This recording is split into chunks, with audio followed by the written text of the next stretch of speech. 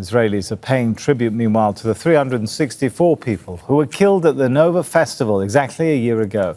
Families of the victims will observe a moment of silence later to mark the moment Hamas fighters launched their surprise attack on the site.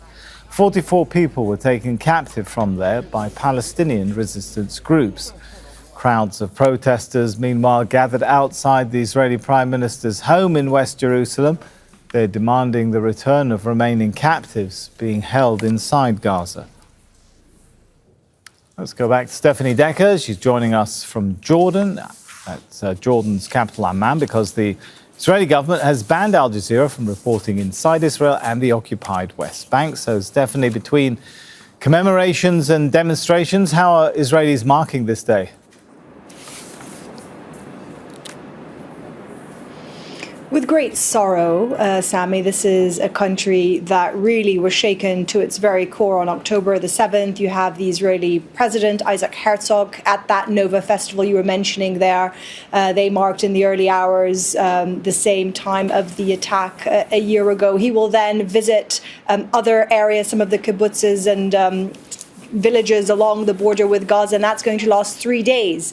You also have other commemorations in Hostage Square in Tel Aviv, marking across the country, really, the events that happened, and also still calls. There's a small group, not too big, in front of the Prime Minister's residence in Jerusalem, calling for the return of the captives. Interestingly, Sammy, yesterday, for the first time in what we understand in weeks, did the Prime Minister, Benjamin Netanyahu, convene a meeting to discuss the fate of the captives, believed to be around 101, and the Israeli security establishment thinks half of those are dead, and the others are in a dire situation. So you will see calls again for this government to do more to bring the captives home. There is, of course, a lot of support for these wars, but that also is a major pressure, although so far Netanyahu hasn't succumbed to those calls to do more to try to bring them home 1 year on.